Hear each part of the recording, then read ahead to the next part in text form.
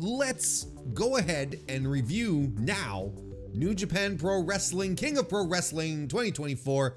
That happened a couple of days ago, this past weekend, on October 14, 2024, from Sumo Hall, the Ryogoku Kokugan over in Tokyo, Japan.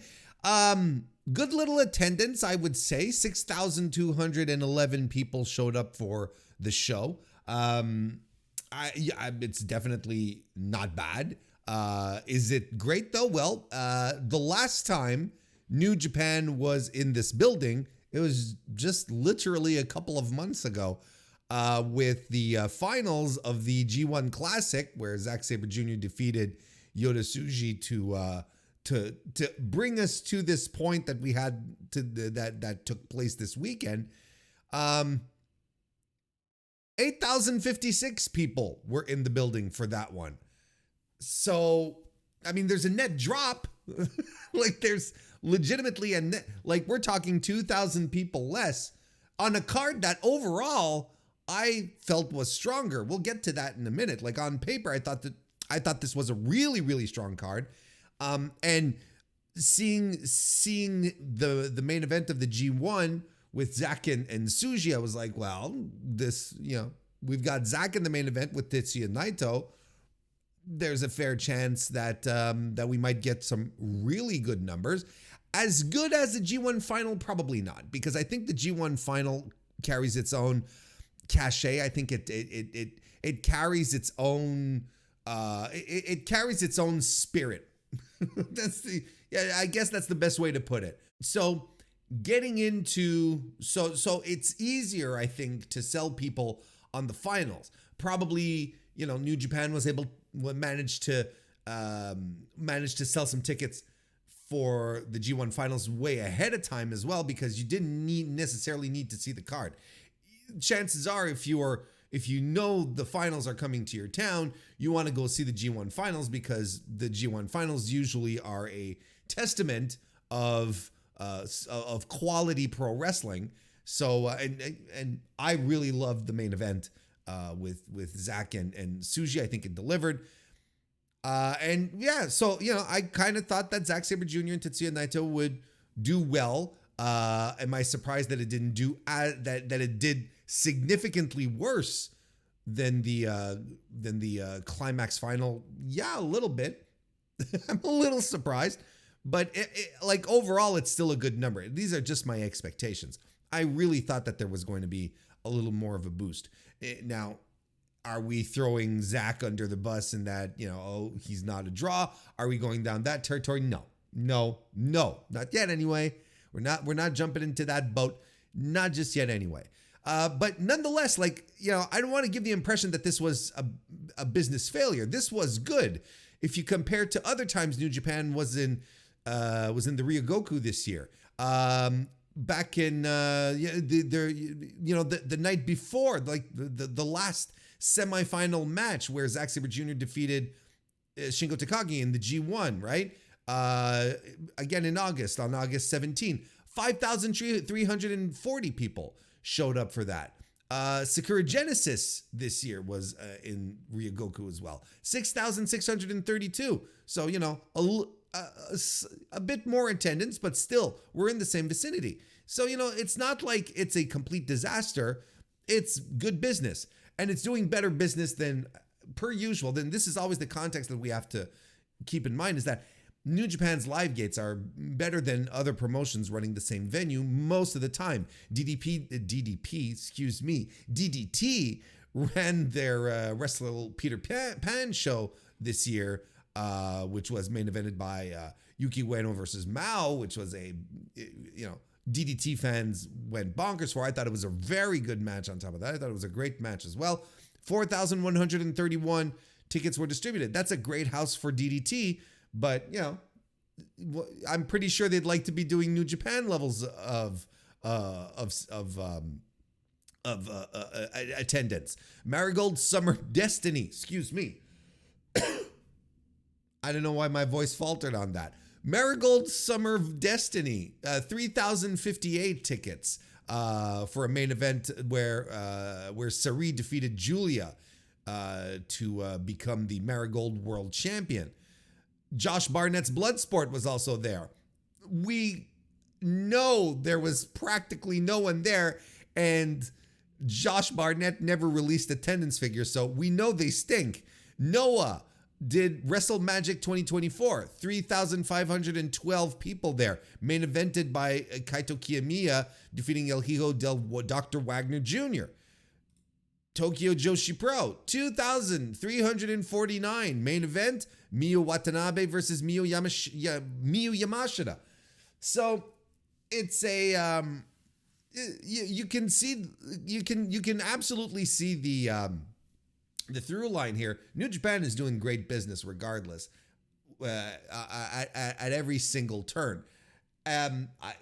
Talking to some folks who are much more knowledgeable and have maybe some inside tracks, they seem to feel like New Japan is really on an uptick and we're starting to see year-over-year growth that is bringing us closer and closer to pre-pandemic era New Japan. So that's good news. Apparently the tickets for Wrestle Kingdom this year, they're disappearing quickly at a much faster rate than post-pandemic Wrestle Kingdom. So that is also a good sign. We can be expecting New Japan to do a really good number on January 4th this year, which would be tremendous. So far, there's nothing really to say about that. We can't really say is what I should say. We can't really say that this is a bad number. It's not a bad number. It's just, when you contextualize, you might be a little surprised. You're like, God damn, last time we were here, we were closer to 10,000 than we were to 5,000. But in this circumstance here, the G1 I think is something special and has its own drawing mystique, and it's still a good house. It's still a good house for New Japan regardless. And the show itself, look, I mentioned it, right? I said a little something about it. The show itself, on paper, was tremendous. You can go back and listen to my preview, and I said, look, I'm going through this card and I'm really excited for it. Like it has the potential to really be a great show, and I was excited for it.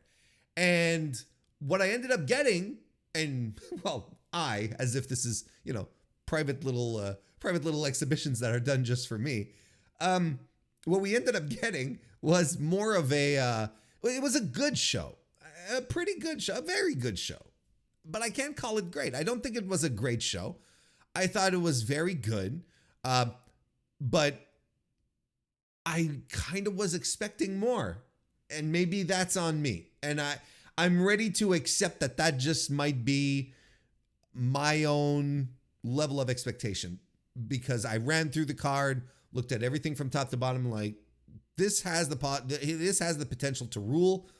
And while there's a lot to love on the card, don't get me wrong, and I feel like I'm starting this review off on a really sour note, but it shouldn't be. It's just, I guess I'm just a little disappointed that it didn't reach heights that I thought it was capable of reaching. And yet, nonetheless, I'm sort of complaining with my stomach full, because I got a good wrestling show. I sat down for, what was it, like 4 hours? And I can't say it was a breeze, where it's like, it wasn't one of those, but it wasn't a hard watch. I enjoyed the vast majority of things that were presented to me. And it was an eventful show on top of that. So anything that might have you feeling a little icky, that wasn't so good. It's compounded by some very interesting developments where you have stuff being put together, absolutely put together for Wrestle Kingdom. I mean, even for what's the next upcoming show? Not Royal Quest, Power Struggle. We even have a match set for 5 matches set for Power Struggle which is happening like in November 4th. I want to say. I think it's November 4th. So there's already matches set there. We've already announced the Super Junior Tag League entrance. We're not going to talk about it in this review, but I will take the time to cover it. If not in the podcast, then on the stream. There's a lot of stuff that was set up for upcoming shows. You can sort of kind of see a path towards Wrestle Kingdom, I guess. But for a lot of people, you still can, and that's normal. You know, the mid card usually sucks eggs until it's time to fill out the card. But yeah, you can't really see what the path is going to be like. There's still a lot of questions. Should they be ramping up the promotion of the show now? Well, maybe, because we're like, what, 2.5 months away? Hey, the holidays are about 2.5 months away, folks. It's coming up. It's coming. And just like Veer, it is coming. But unlike Veer, it will come. Get your minds out of the gutter. How about we start with the main event and we break the card down and then we go from the top, maybe? I don't know. There's a lot of stuff happening on the card. Yeah, I think what we'll do is we'll do the main event and then we'll go to the top of the card, the bottom of the card, and work our way back up. How about that? Is that fair? Is that good? Does that work? Let's do it. Zack Sabre Jr. defeated Tetsuya Naito to become the new IWGP World Heavyweight Champion. I thought this match was great. Tremendous stuff. And it went pretty much how I thought it would, especially after watching the Great Okan defense by Naito. I was looking at how Naito was approaching the match, and I was like, you know what? Fighting Zack is probably the best thing for Naito. He doesn't have to be overtly physical. He doesn't have to do the flips. All he has to do is focus on a ground game, which he has. Naito has as we saw here, a solid ground game, submission game. Of course, not on the level of Zack Sabre Jr., which is, it's this entire thing. But nonetheless, it keeps Naito from having to do flips off the top rope, and nonetheless, he did do some. It prevents him from doing a bunch of destinos, which again, he did do. So what's the point I'm trying to make here? Is that Naito didn't feel like he had to work his style of match. And they worked Zack's style of match. And that connected it perfectly. And Zack was a great opponent to enhance the strengths and hide the weaknesses. So that's, to me, this is all very good news. And I thought they meshed really well. They always have. It's not that much of a surprise, but I feel like they particularly went hard on the ground game. But now, you're gonna say, well, at the end, they're doing power bombs and and drivers and all that. Well, yeah, at the end, but the path to get there was absolutely through a submission game, ground. Like even Naito does his tranquilo thing, and Zack just leaps on the arm to get it into an arm breaker, an arm bar. Couldn't quite make it out, and Naito immediately goes for the ropes. And listen, he put Naito through the ringer. He was stretching him like a young boy. That sounds weird, but wrestling fans will understand. But that was a weird turn of phrase right there. And Naito, when he gets, I believe his first control segment, he has to land some blows and a drop kick. He's got to get his neck breakers in. Then he's able to transition to, the leg full Nelson that he does.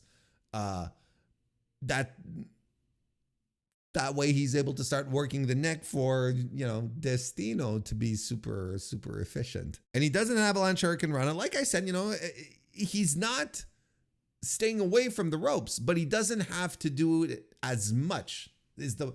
I think that's I want to make sure that I'm not misconstrued when I'm saying Naito didn't do any flippy shit. No. He was kept from doing too much because they wrestled Zack style, right? He even pulls out Puma Blanca in this. Zack gets the Clarky Cat out. And I love how the Clarky Cat has translated into the live audiences as well, because they start to see him, pull back on the arms, and they know what's up. They might not know the name, the Clarky Cat. I want to say Clarky Kark for some reason. They might not know they might not know the name of the Clarky Cat, but they know the move. So that's good. That's something that was built over the past few months throughout the G1. This was all very well planned out, well thought out, and methodical. It was really well done. Valencia by Tetsuya Naito, Gotch Pile Driver by Zack Sabre Jr., who did a couple of nods to Suzuki in this one here with the Gotch, and he did the hanging upside down over the rope armbar as well. We get we get an attempt to a Zack driver that's reversed into a slop drop. Commentary called it as a Destino, but there was no rotation. Like, it was literally a reverse DDT. Then we have another Destino that's interrupted. Zack driver lands, kick out at 1 by Naito. So we get another Zack driver. Naito kicks out at that one. So we get a third one to get the win. So, that was essentially the plan here. This was Zack Sabre Jr. wearing him down, trying to get the submission win. Figures this is not going to work. I gotta bring out the power move. I gotta bring out a driver. Wham, didn't work. Wham, didn't work again. Wham, this time it worked, and he celebrated in the ring and in the audience, which I thought was tremendous. It was a great, lots of great visuals of him going into the crowd, celebrating with the crowd. And if you go back and listen to my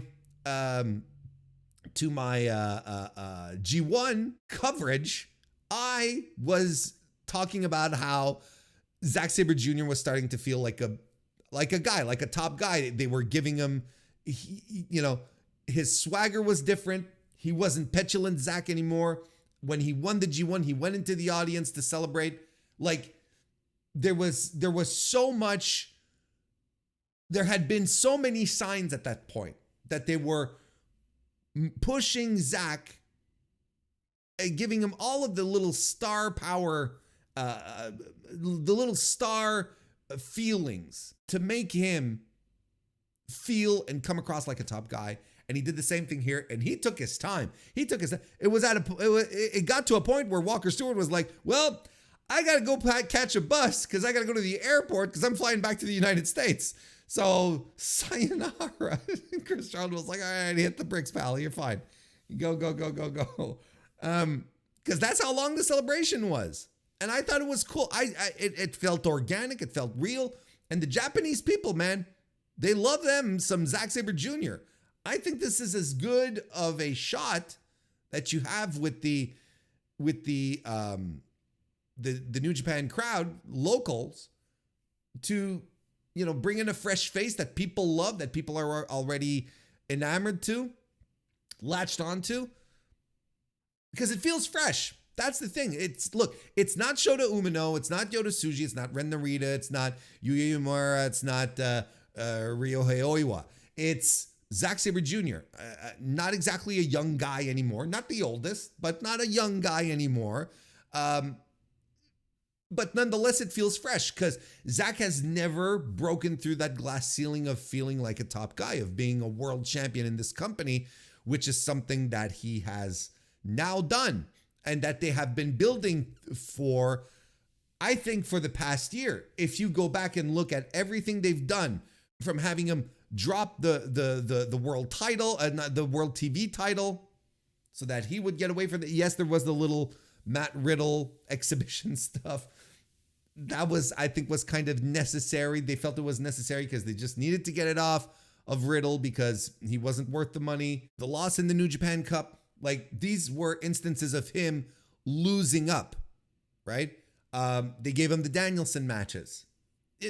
There's a lot of things that were done throughout the year to, 18 months, whatever time span you want to give it precisely. There's a lot of stuff that was done to elevate Zack Sabre Jr. And to anyone who was paying attention, it was the most logical thing they could do because they were legitimately building up as a guy, as a contender. They wanted him to be taken seriously in the G1. He won it. He wanted to come across as a serious threat to Naito. He was, and he defeated him. Now he's the world champion. And it seems to have been quite well accepted. I think the initial response is positive.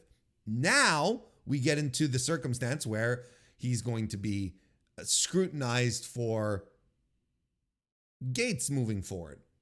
Is he going to be a factor in making New Japan some money, getting the proverbial butts in the seats?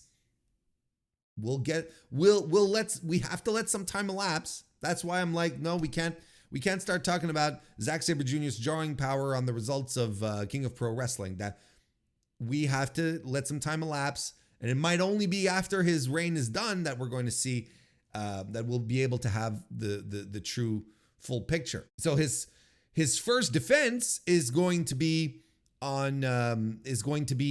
at the Royal Quest this Sunday in the UK. Of course, he's going to get a hero's welcome. And again, a lot of us saw this coming. He's going to be fighting Sonata, who came into the ring after the match to just make it official to say, hey, you know what? We were supposed to have a special singles match at Royal Quest. Wink, wink. Do you think we could make it a world championship match now? And Zach absolutely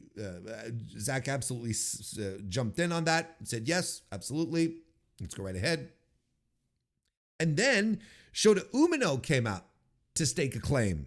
And Shota Umino was welcomed by boos from the audience. I was like, wait, what? This is a guy that they are pushing so incredibly hard to be a babyface, like the next ace of the company. And he comes out and you're like, boo, no. That's fascinating. Is Shota finally is it falling apart for him? Don't get me wrong, I still like Shota Umino. But is it falling apart for him? Are we done?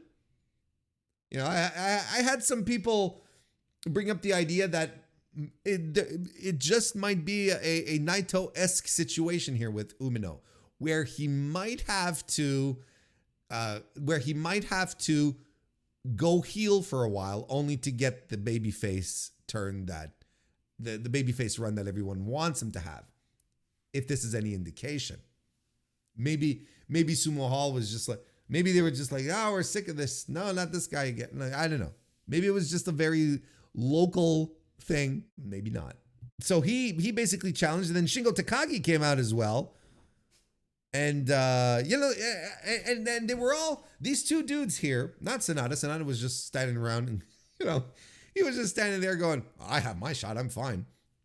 But, Shingo and Shota were both like, hey, you know what? They were bringing up their G1 records to sort of justify, whether or not they should be next in line. Like Shingo said, Zach, you and I are 1-1 in the G1. Shota Umino said, I beat you both in the G1, and so, I kind of I think this is fine. This is great, actually. Use the G1. That's what it's for. It can't just be, oh, here's the winner and that's it. The other guy, I love this idea of the guys like pouring over their stats and keeping their heads clear about this, looking for opportunities. And they're like, hey, you know what? I beat you. I beat you here. Yeah, but I beat both of you guys. I think that's tremendous. That's good stuff. And then we went on to the celebration. That's how the show wrapped up. Yeah, I 4.5 stars for me. I thought this main event was great. I really do think it's the right choice. I really, really do think it's the right choice.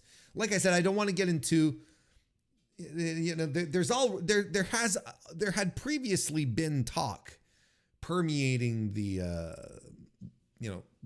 wrestling world in regards to whether or not Zach was the man to go to the Tokyo Dome. Will he draw in the Tokyo Dome? And I posited the question in my preview, and I'm doing it here again. If not Zach, who else?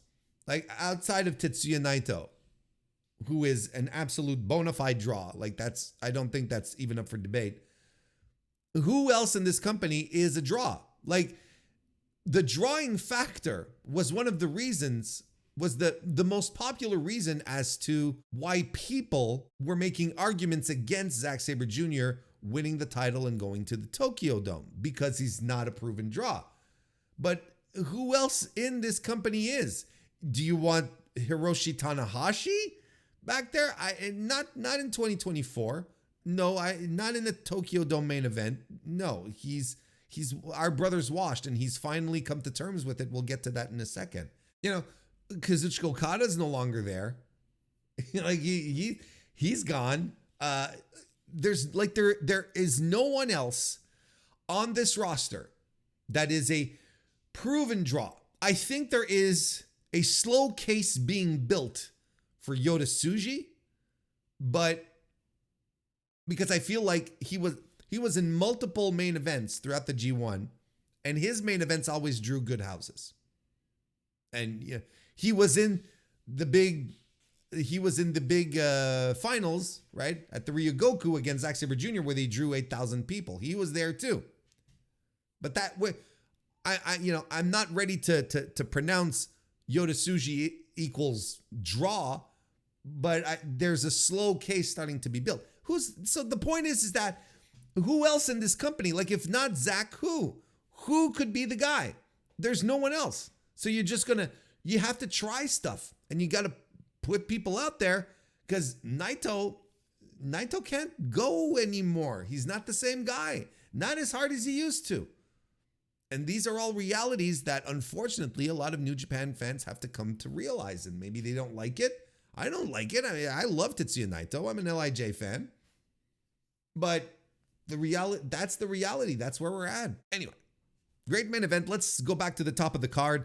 That started with Hiromu Takahashi defeating Mystico.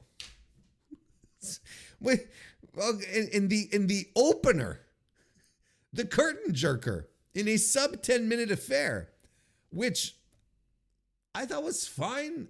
Cage Match really doesn't seem to like it. Or when I say doesn't seem, they give it 4.72, which is below average. I think it's a slight above average match. I don't see what the issue was. I gave it 3.25 stars. I don't think it was great. I think it was better than their Arena Mexico affair, where, Hiromu was playing like the worst Rudo on earth. But the match was okay. Both guys played the hits. I think the finish was a little wonky. I think Hiromu was trying to do his time bomb finisher, but Mystico sort of didn't take it right, and then commentary felt like they were covering for it. I don't know. Maybe I don't know.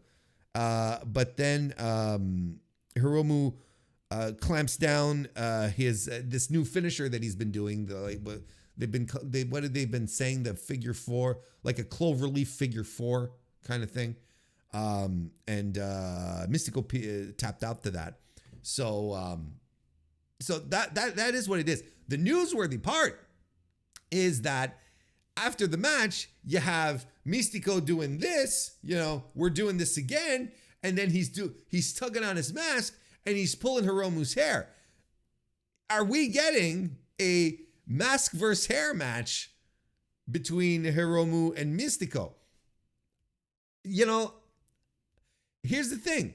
Okay, let's say we're getting that perfect match for the Wrestle Dynasty stuff, right? Isn't that just like a big crossover match? I think it would be more meaningful in Mexico, where I think these things have a lot more gravitas.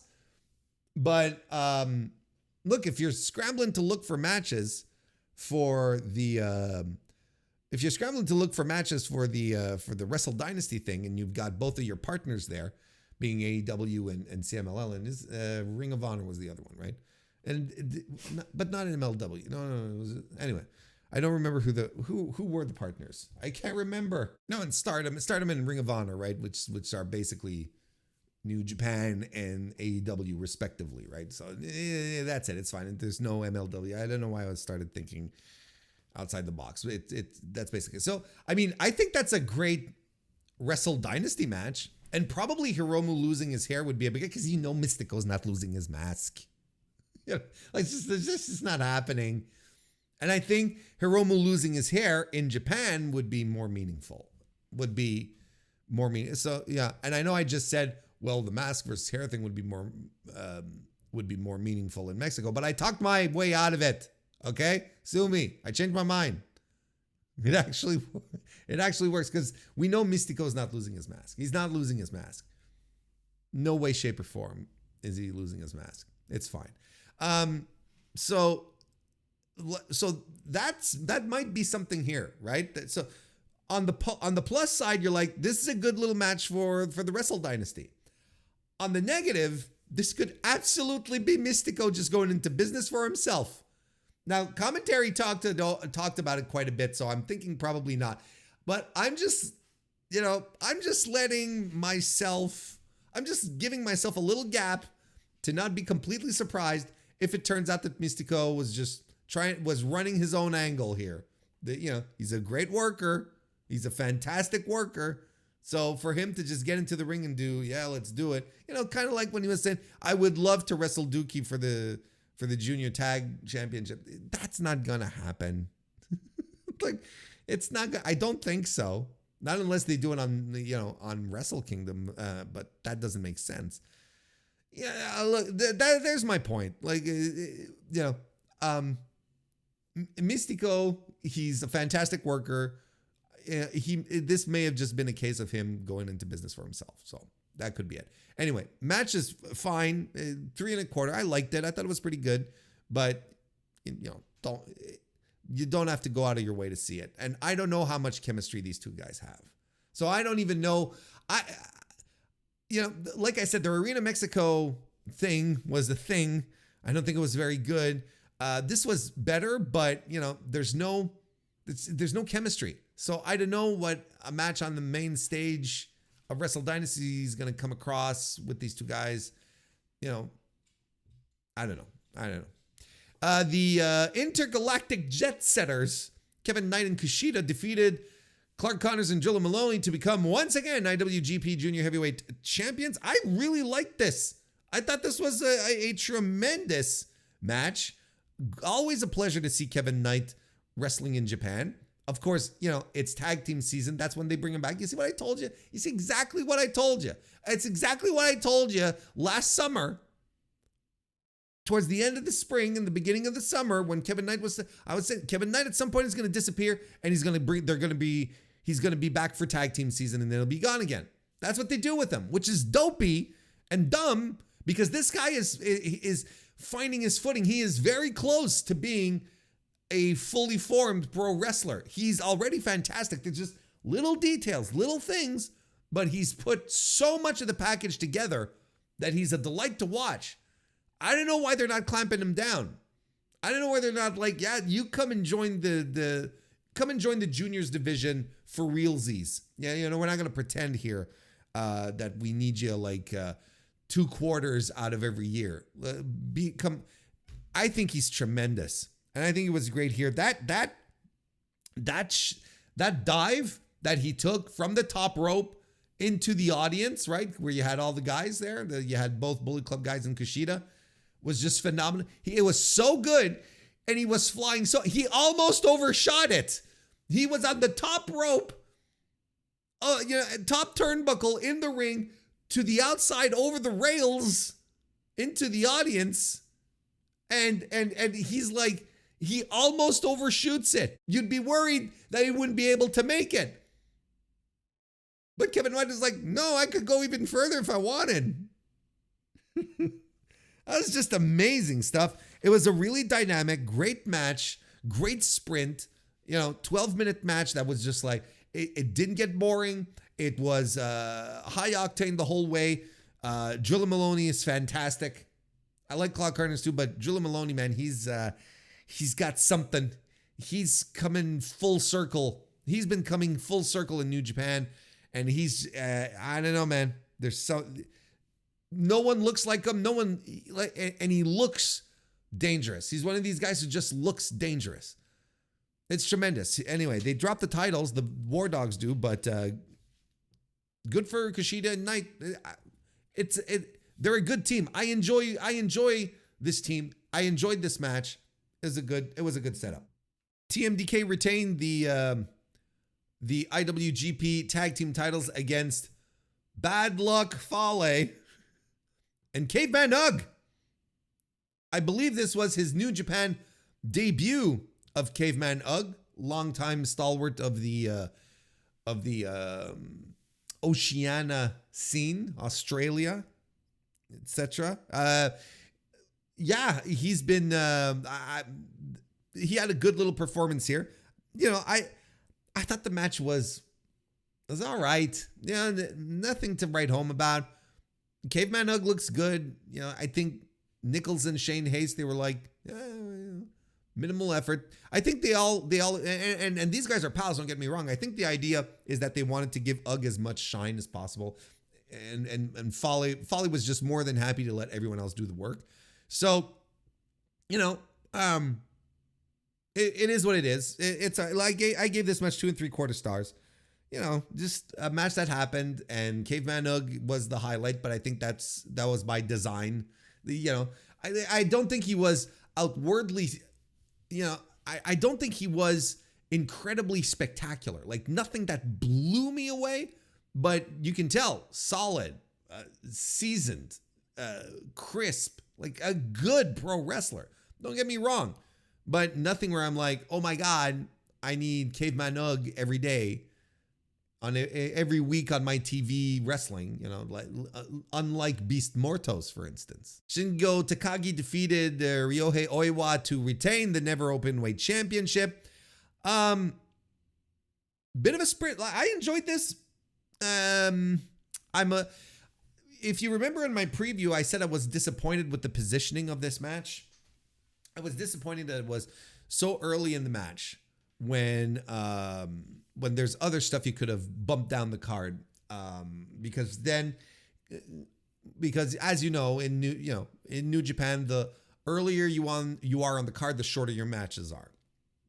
It's like, why are we giving Oiwa and Shingo like the mid card treatment where they're going to have like 10 minutes to do a match, 12 minutes to do a match, when they should be able to savor this one a little more? We should get a little more drama out of it. I think and yeah, it was like a 10-minute match, just 10, according to Cage Match, 10 minutes and 42 seconds, which made it a fun little sprint. I think what made this match the best possible version is that both guys picked up the pace on this one. Like, it was a fast-paced match. I enjoyed it. And on top of that, it was hard-hitting, as you expected as well, right? They do some really big offense just for the 5 first minutes. All they're doing is like wailing on each other, lariats, and running into each other. And an Olympic slam by Oiwa, made in Japan by Shingo, German by Oiwa, rolling lariat after the sleeper, then follows a doctor bomb by Oiwa. Shingo kicks out of that. Shingo escapes the rolling lariat, which is called the grip. That's the name of it. It's the grip. Now it's interesting to me because a lariat is the opposite of a grip. Like, you don't need a grip to land a lariat. It shouldn't be the grip. Like, the grip should be like a headlock. Like, I thought he was going to bring back the headlock, Oiwa, like in the headlock match that he had with Kaito Kiyomiya earlier this year, where it was just him keeping Kiyomiya down with a headlock. I thought that was the grip, but no, the grip is the rolling lariat. That doesn't make sense. Do they think, I think, is it because the sound of the grip in a Japanese circumstance sounds really good, sounds really tough? Why do I immediately think that these New Japan finisher names are all a self-pleasuring innuendo? Because you have the grip and you have the other guy with the gene blast. Is everything okay backstage? Is everyone just really horny and creative these days? Anyway, Shingo avoids the grip and lands the pumping bomber. There's some back and forth, pumping bomber again, and a power bomb by Shingo, another pumping bomber, and the last of the dragon. I really like the pace of it. I would have liked a little more.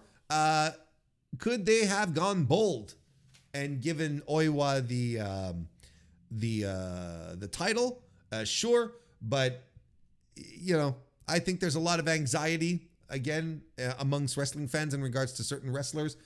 Kind of like, I kind of find the anxiety over Oiwa is pretty much the same as, well, not pretty much the same, but heading down the path of how AEW fans feel about Hangman Page. There's so much anxiety about Hangman Page amongst wrestling fans, where he is probably the most secure and fine pro wrestler in the company. Oiwa's future is bright. I don't think anyone should be fearful of that. It's bright. And him not winning the Never title here is fine. This was a great match. I give it 3 3/4 stars. I would have just wanted it to be longer, but yeah, this was a lot of fun. It was a blast of a match. A little less fun was Ren Narita defeating Jeff Cobb and Yota Tsuji to become the new TV title champion. Look, this is right. Isn't this what we talked about? I was like, there's a very fair chance Narita's going to win this, you know. And I mean, the work was fine. The work was good. And I think it was really exciting with Cobb and Tsuji. I think that, you know, that's the natural pair up. That's the natural, right, that you want to see. That's the one that's really exciting. I don't really care about Ren Narita. But there you go. Like, House of Torture has a title, and there's going to be all the nonsense and the wrenches and the push-up bars and the, you know, turning off the lights and the Yajiros. And there you go. This is all, I don't know. Ren won as clean as he can as being a House of Torture member, where he did use the push-up bar. But I mean, there wasn't like ton of interference is what I'm trying to say. And he lands the X Factor for the win. So 3 1/4 star. I thought the work was fine, but otherwise it's like, I'm completely detached from it. I think I think this was the bad decision. I think this was a bad decision. You know who could have benefited from this is Yota Tsuji, who I think is great, you know, and I'm going down this arc and I'm repeating this. We've talked about it before. I think Yota Tsuji, if he keeps going down this path, his vibe, well, that's what he's going to be. He's going to be a vibes wrestler, as opposed to being the guy who is the work rate specialist that tears down the house. He's going to be the next Shinsuke Nakamura for New Japan, where Shinsuke would come out to pomp and circumstance. He'd be exciting, electrifying, and he'd have good matches, don't get me wrong, but nothing that would blow you away, except for very specific moments in the year where there he'd bust out the work rate special. I think this is Yota Tsuji right now is giving me the feeling that he's going to be a vibes wrestler, as opposed to being a work rate guy. And I feel like he could have benefited quite a bit from being in the sub 15-minute environment as the World TV champion, being forced to work fast and you know, get his stories done and clean within that 15-minute environment. I think that could have been really interesting for him. Not as interested as for Ren Narita, because we all know how those are going to look like. But, you know, I said it's like, look, there's a reason why they suspended the feud. There's a reason why they they suspended the feud once Narita got hurt. There's a reason why they went immediately back to it. The trio match they had set up just before Narita got hurt. There's a reason why they immediately went back to that once Narita was cleared. And unfortunately, I saw it coming. I was right again. Don't get me wrong, it's exhausting to be right so often. 3.25 star.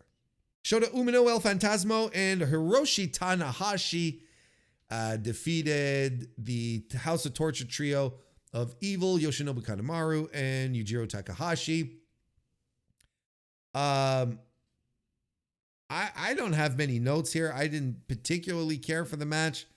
ELP eats a lot of shit from the get-go. And they came out in Gladiator stuff. And at first I was like, because they also mentioned, and I should have mentioned this from the start. This is very bad form on my part. This was advertised as Hiroshi Tanahashi's 25th anniversary match. I'm like, goddamn. Okay. Okay. And that what? Sure. If that's what you want. It's not as if Tanahashi isn't in a position to sort of book whatever he wants. You know what I'm saying? Yeah, I mean, they came out in Gladiator outfits, which was interesting. Did they say it was a tie-in to Gladiator 2? Is New Japan getting sponsored by movie studios in Japan now? Big pro wrestling audience. Good stuff. Anyway, ELP eats a lot of shit, like I said.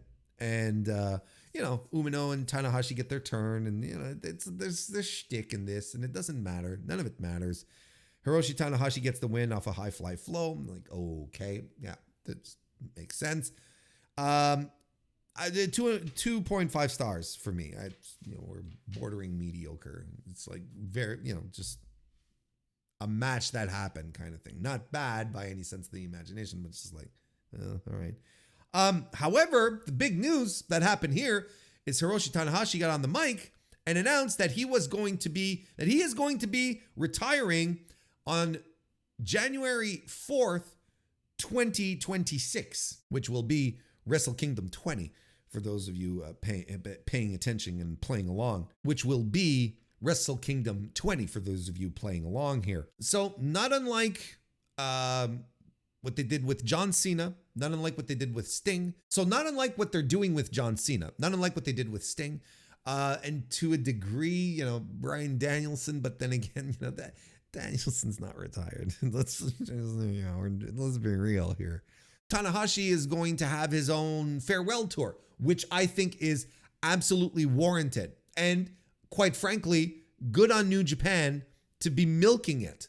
Good on New Japan he's the boss, don't get me wrong, but he understands the value that he has. So if for the entirety of 2025, every stop that he makes is this will be the last time Hiroshi Tanahashi is going to wrestle here and there and whatever, that's going to drain a few more bodies into the building. And I think it's a smart move. They should have, WWE is doing that with John Cena for the exact same reasons. Push a few more people into the building. Tanahashi is an absolute legend of the business. He's one of the greatest of all time.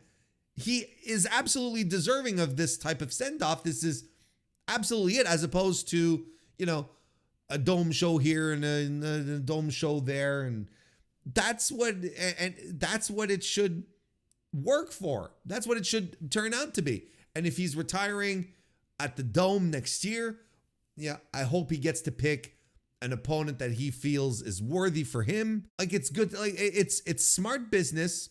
Fans are going to get excited about it. That, Japanese Puro fans, that's what we're going to be talking about throughout the entire year is, the last appearance of Hiroshi Tanahashi in such and such building. This is his last match wrestling this guy or whatever.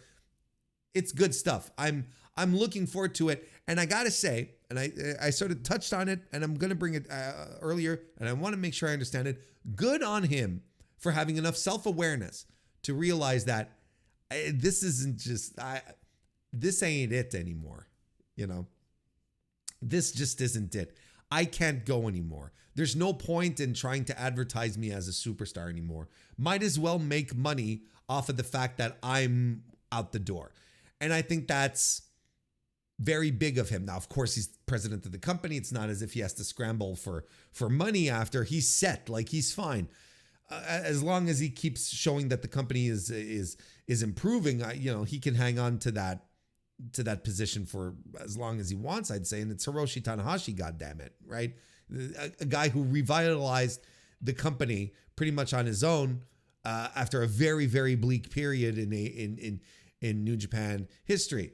Maybe we're going to relive that in an entirely different era and Tanahashi in an entirely different position, because you have to think as well that Tanahashi, despite being very self-aware, probably feels that the company is on a good trajectory to pull this off, to say, like, in a year we are going to have the stars that you are going to want to see wrestle. I will no longer be wrestling, but I feel like within a calendar year, we'll be able to have built this company up to a spot that they won't even need me anymore.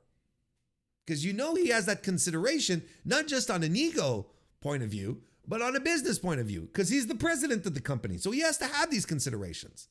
So it's interesting. It's a good move, and it's clearly strategic. And I think it might bode well for the upcoming year. I think it might bode well for 2026. And maybe we'll start seeing more and more bold directions. A lot of people consider the Zack Sabre Jr. win to be bold. And I'm with them and on a very positive about it. I'm upbeat about it. So there you go. Doki defeated Sho to retain the IWGP Junior Heavyweight title.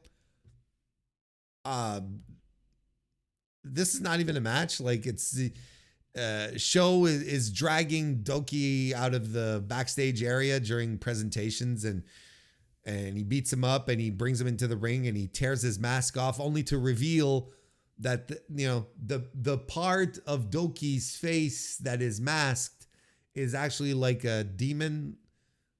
It's like demon stuff, like it kind of looked like an Oni, I guess, to a degree, some kind of Japanese spirit demon, Oni. And he's, and he spat some mist on Sho, and then he sat there, he being Doki, doing pulling faces. And then the match started, and then Doki beat him within 14 seconds. It doesn't matter. I'm not rating this. You can't rate this. I don't know why you'd rate this. I don't know how you can rate this. It's not a match. It's just stuff that happened. And it's also, one of these these avenues that I'm not super keen on, but Chris Charlton immediately went to, this is exactly like Kishin Liger when he's in mask. I'm like, all right, I see. You're trying to get us and you're trying to hit us in the right spots here. You're trying to get the nerds to get on board with this, because the nerds all love the Kishin Liger, and myself included. I mean, don't get me wrong. I'm not excluding, when I say the nerds, I'm not excluding myself. I'm not too cool for pro wrestling. So anyway, commentary's putting that over, and eventually Doki puts his mask back on, and that seems to calm him. And that's what commentary also was putting over. It's like, it's almost as if when he puts the mask back on, he regains his senses and doesn't let that spirit overtake him. All right. Okay. But I loved Doki's maniacal, dopey faces where he was sitting on the floor, sitting on the mat and just gyrating his tongue with the goofy. It was great. It was great meme fodder. But after the match, nonetheless, Sho attacks Doki. And then Master Wato runs in for the save. He is back. Good for him. Challenges Doki for a match for the title, of course. So it's good stuff. And good for Master Wato to be back. His hair is no longer blue. He's not wearing goofy clothes. He came in a suit. Looked good. As they pointed out on commentary, sometimes a little reinvention will go a long way. So we'll see how that goes. And it's good too, right? Because and again, commentary mentioned it. It all sucks because it's stuff I would have liked to have mentioned. It seemed like it's coming from my own volition. It's good because Wato and Doki have history because Doki destroyed Master Wato on his debut, attacking him from behind and whatnot. So, there's a bit of a full circle moment, I guess, thing here. And then the last match we'll talk about is David Finlay. Oh, wait a minute. Was it here? No, it was before. I don't remember where, but the Young Bucks cut. They had a pre-tape promo where they basically said they're coming back to New Japan. To no reaction at all. I mean, they were in the junior tag league. They were juniors. They were junior tag teams. Like no one has ever cared. But they're going to be in New Japan for the Wrestle Dynasty, and that was that. And David Finlay successfully retained the global heavyweight title against Hiroki Goto. I thought this match was great. I thought it was tremendous. Such a And we had been in a bit of a slump here, because the Shingo Oiwa match was very good, top line stuff, and then the Narita win sort of brought the energy down, and then you get the 6-man tag, which was just a lot of shtick, crowd pleasing, but not for me. And then the Doki stuff, where I'm like, what am I watching? What's going on? Can't we have a match? What, so. We were kind of in a chasm at this point. Thankfully, this one paid off with a really good match that was super emotional. They continued down this story of Hiroki Goto. Just this might be the year where he transcends, where something good happens. And listen, I know that and there's history within this, because Goto essentially. This was never, but effectively ended up taking David Finlay's place in the New Japan Cup because Finlay got injured. And I'm convinced, most of us are convinced, that Finlay was supposed to get to the finals, not Goto. But that New Japan Cup run reignited fan support for Hiroki Goto, where they're like, hell yeah, brother, let's go. And they were doing the whole story about him, Goto, doing this for his recently passed father, and that he wants to go and go to the grave with the cup and show it to his dad. And you're like, hot damn, let's go. And then there's the New Japan, and then there's the G1, where he's having some of the best performances of the entire show. He's the only guy who's wrestling consistently like this is a G1, and he's celebrating with his kids. And you're like, Jesus Christ. And everyone's like, let's go. How can Hiroki Goto win this? Let's try and find scenarios for Hiroki Goto to win this. But it didn't work out. Didn't even make it to the playoffs, right? Right? Don't check me on that. I'm having a brain fart here. And then here at King of Pro Wrestling, he comes out again with his kids again, his daughter and his son, and they're at ringside. And you have Dave Finlay taunting them the entire match. And I kind of feel, let me preamble this. I kind of feel like the taunting it was a little much. I think there was a little too much. It was kind of like Gunther, and when he was taunting Sami Zayn's wife, where you're like, come on, man, just wrestle. And at some point with Finlay, I was like, come on, man, wrestle. You don't have to always be, flipping off the kids.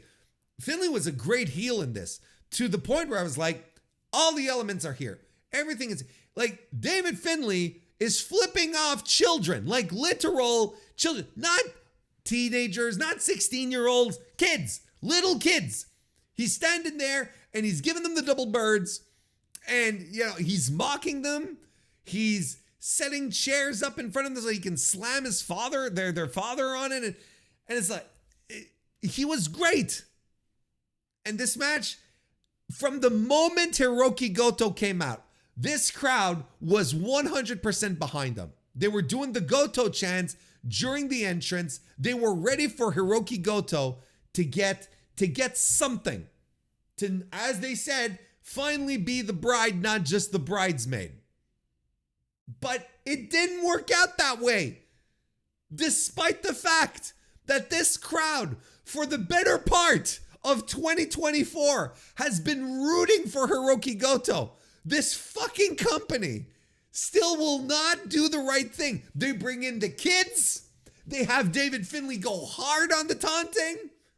be an absolute despicable human towards children, getting all the heat, and they still have Dave Finlay win.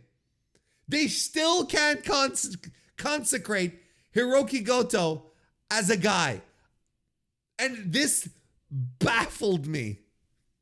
This match was great. And, you know, it was done in a way where I didn't feel like I knew who was going to win. Like, there's sometimes in New Japan matches, there's a certain pattern occasionally that they'll follow. And if one guy gets a lot of offense, like in this area of the match, you're like, they're setting up this guy to lose, you know, kind of. And I didn't feel it. I couldn't see it. I was like, this could go either way. This is really well constructed. But nonetheless, despite the fact that I couldn't see in the match structure, I was looking for clues as to who was going to win, which was great. Despite that, I was like, Goto has to win this. Goto has to win this. This is it. This is the moment. This is the thing.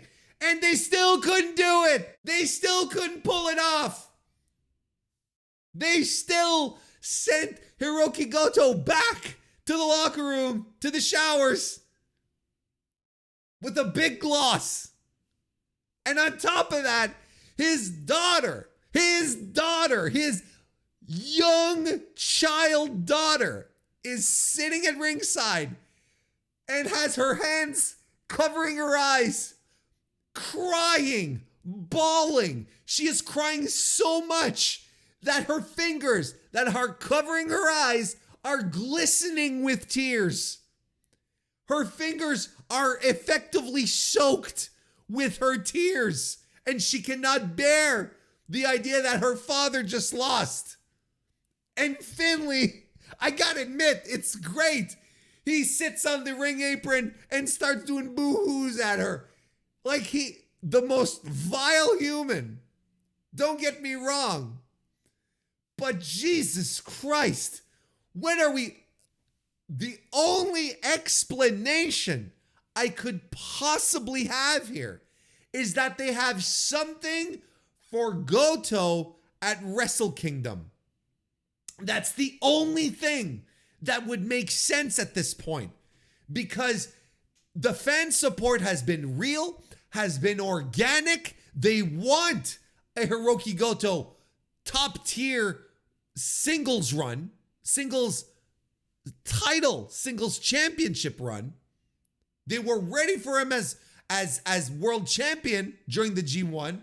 We were debating it to a degree. Where it's like, wouldn't this be a good idea? Just like we were all figuring, Goto's gonna win here, especially when they brought up the kids. But no, they pulled a Vince. Sumo Hall was absolutely into it. They wanted the win. The kids wanted to see their dad win. I wanted to see Hiroki Goto finally have something go his way this year. So the only thing that makes sense, the only thing that makes legitimate sense is that they have something for him at Wrestle Kingdom this year. That's the only thing that makes sense. A rematch with Finlay, whatever the fuck. Not a fucking tag team, Bishamon, Wrestle Kingdom, 5th match from the top special. They got... It's baffling. I don't understand it. Like, if the crowd support thing had started and ended at the New Japan Cup, that'd be something. You'd be like, that was a moment in time. But it continued. It continued into the New Japan, into the G1. And it continued into this match. People love the Hiroki Goto. I love this match too, 4.25 star. You should check it out. That wraps up the review, actually. That's pretty much it. And if you want my recommendations, I think the main event is tremendous. Finlay versus Goto is fantastic. And go ahead and watch Shingo versus Oiwa. Like, it's a good match. It's a good match. Little sprint. Like I said, I don't want to seem like I was really hard. I feel like I was unnecessarily harsh on it, because I really did like it. I gave it 3.75 stars. I really, really liked it. I just wished it would have been a little more. I don't think it was a bad decision to have Oiwa lose. It's a good little sprint. I enjoyed it. It was a good time. The rest, the rest is fine. Oh, and the IWGP Junior Heavyweight title, tag team titles is also very good.